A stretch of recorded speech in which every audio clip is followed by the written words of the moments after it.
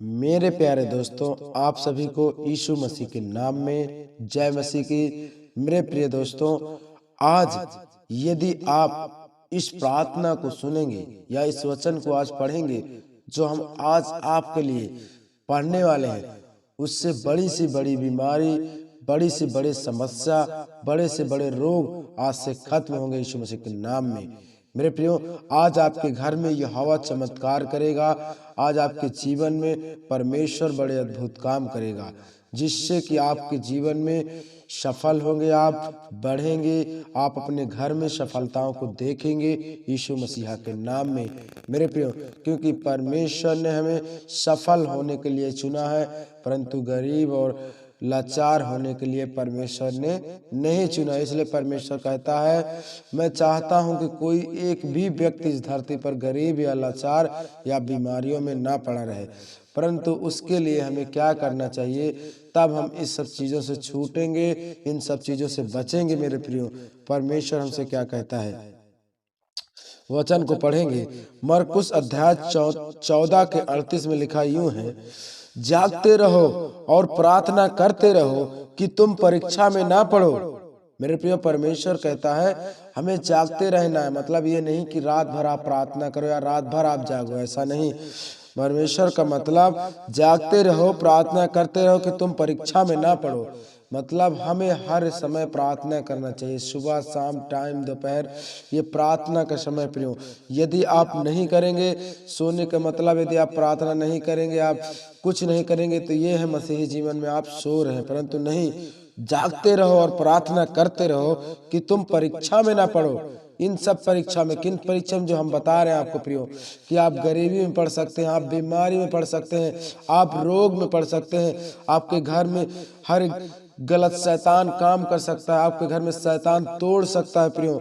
तो यही है, ये है परीक्षा। यदि आप प्रार्थना में तैयार नहीं रहोगे, यदि वचन को नहीं पढ़ोगे, यदि प्रार्थनाओं को आप नहीं करोगे, तो आपके जीवन में कभी भी रोग बीमारी शैतान अटैक कर सकते हैं प्रियो। तो इसलिए हमें प्रार्थना में तैयार रहना है, ताकि शैतान रोग बीमारी हमारे घर से दूर रहे यीशु के नाम में। मेरे प्रियो, फिर वचन कहता है, आत्मा तो तैयार है पर शरीर दुर्बल है।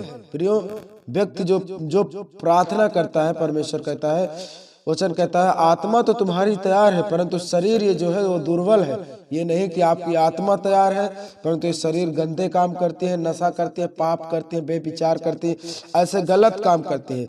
तो आपका कोई मतलब नहीं है प्रार्थना करना या मसीही जीवन में आपको रखना। प्रियो, ये गलत बात है। परमेश्वर कहता है, वचन कहता है, जागते रहो और प्रार्थना करते रहो कि तुम परीक्षा में ना पड़ो। आत्मा तो तैयार है परंतु शरीर आपकी दुर्बल है। यदि आपकी आत्मा शुद्ध है, शरीर यदि आपकी गंदी है, तो परमेश्वर आपके जीवन में कभी चमत्कार नहीं करेगा, कभी आपके जीवन में अद्भुत काम नहीं करेगा। इसलिए परमेश्वर कहता है, तुम्हारी आत्मा भी पवित्र हो, तेरी शरीर भी दुर्बल ना हो, एकदम पवित्र दोनों ठहरे। तभी आप अपने जीवन में हर एक बड़ी सफलताओं को देखेंगे, हर एक बड़े काम अपने जीवन में देखेंगे। परमेश्वर आपको ऊंचा स्थान देगा प्रियो। तो परमेश्वर हमें कहता है, आप अपने शरीर को भी शुद्ध रखिए, अपने आत्माओं को भी शुद्ध रखिए। मेरे प्रियो, परमेश्वर कहता है। फिर वचन कहता है, वचन यह कहता है परमेश्वर का, पहला पतरस 5:7 में लिखा यूं है, अपनी सारी चिंता उस पर डाल दो क्योंकि उसको तुम्हारा ध्यान है। यदि हम अपनी सारी चिंता उठाकर, चिंता क्या है कि आपकी बीमारी नहीं जाती, आपके रोग नहीं जाते, आप हर एक प्रॉब्लम में फंसे हैं, आप गरीबी में फंसे हैं, आपके पास घर नहीं है, आपके पास ऐसे बहुत से वस्तु हैं जो कि नहीं है, वो उसकी आपकी चिंता लगी रहती है। ये सारी चिंता यहोवा कहता है उस पर डाल दे। किस पर? हमें परमेश्वर पर डाल दे। हे परमेश्वर, मैं अपना सारा दुख, सारी चिंता तेरे हाथ में देता हूँ, आप इन्हें संभाल। वो कहता है, मैं ऑटोमेटिक तुम्हें दूंगा, चाहे जहां से दूंगा प्रियो। वचन कहता है, उसने कहा है, अपनी सारी, तू अपनी शरीर की जो तेरे मन की चिंताएं हैं तू उस पर डाल दे क्योंकि वह, उसको तुम्हारा ध्यान है। परमेश्वर को हमारा ध्यान है कि इसे क्या चाहिए, क्या नहीं चाहिए, इस पृथ्वी पर किस चीज की आवश्यकता है। तो यदि आप यहोवा के हाथ में सौंपते हैं, उस पर विश्वास करके कि प्रभु तू हमें देगा, तो वो जरूर देगा प्रियो। आपको हर एक से बड़ी सी बड़ी और अच्छी से अच्छी चीज देगा। एक सही टाइम देख के परमेश्वर आपको देगा, एक सही वक्त देख के आपको प्रभु देता है मेरे प्रियो। क्योंकि परमेश्वर पर यदि आपका भरोसा है तो जीवित खुदावंद आपके लिए हर एक चीज जरूर करेगा। एक सही टाइम देख के आपको आजादी दिलाता है, बीमारी से, रोगों से, गरीबी से। ये नहीं कि आज आप प्रार्थना करो या आज आप बाइबल पढ़ो, आज ही से चंगे हो जाओगे, ऐसा नहीं। परमेश्वर कहता है एक मेरे पास टाइम, एक नियम है, मैं तुझे चंगा करूंगा प्रियो, करेगा, परंतु एक समय है। परमेश्वर का वचन कहता है। फिर इसका वचन क्या कहता है? मत्ती 10:32 में लिखा यूं है, जो कोई मनुष्य के सामने मुझे मान लेगा, उसे मैं भी स्वर्गीय पिता के सामने मान लूंगा। प्रियो, यदि आपको लोग कहते हैं कि आप प्रभु यीशु मसीह या ईसाई धर्म में हो, तो आपको उस समय मानना है, हाँ हम परमेश्वर के पास, हम परमेश्वर के बेटे हैं, हम मसीह में जाते हैं, मसीह ही हमारा परमेश्वर है। उसने कहा जो कोई मनुष्य के सामने, मतलब जो मनुष्य आपको पूछते हैं, हर एक मनुष्य के सामने आपको मान लेना है कि मैं ही, मेरा ही परमेश्वर यीशु मसीह है, उसके सिवाय सृष्टि पर कोई नहीं।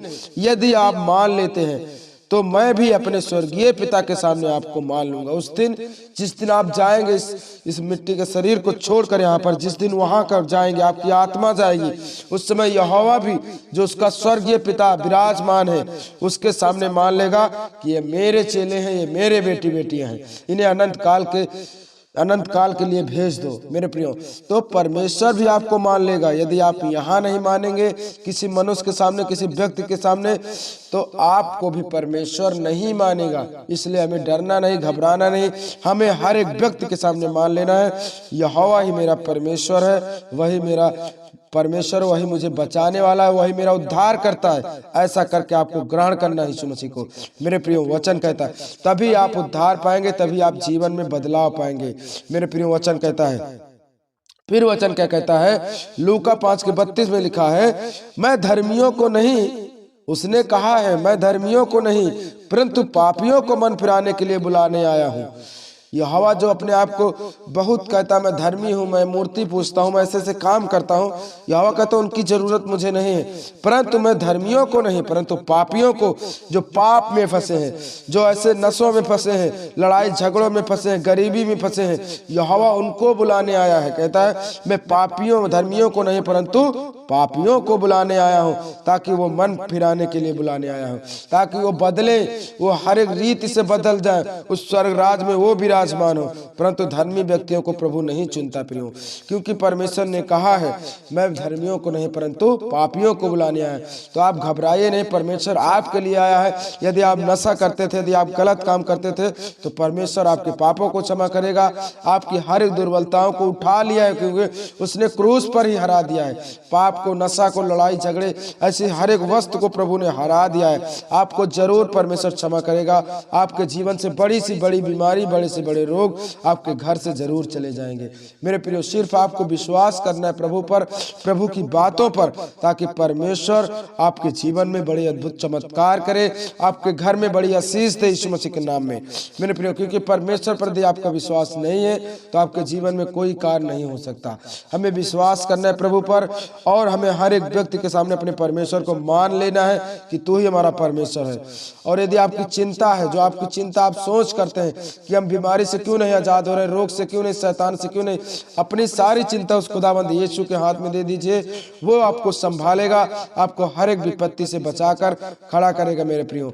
हर एक प्रॉब्लम से आपको बचाएगा यीशु मसीह, क्योंकि उसने कहा है अपनी सारी चिंता उस पर डाल दे, क्योंकि उसको तुम्हारा ध्यान है, वो देखता है, उसको ध्यान है प्रभु को कि इसको मुझे चंगा करना है, इसको बीमारी से छुड़ाना है, इसको रोग से छुड़ाना है, प्रभु कहता है। तो आप चिंता ना करें प्रियो, आपके जीवन में बड़े चमत्कार होंगे, आपके घर में बड़े अद्भुत काम होंगे यीशु मसीह के नाम में प्रियो। आपको चिंता नहीं करना है, सिर्फ आपको प्रभु की वचन पर, प्रभु की बातों पर भरोसा करना है, ताकि आपके घर में परमेश्वर का चमत्कार, आशीष आपके जीवन में बड़े अद्भुत रीति से होने पाए यीशु मसीह के नाम में। आमीन। आप जरूर इस वीडियो को शेयर करें।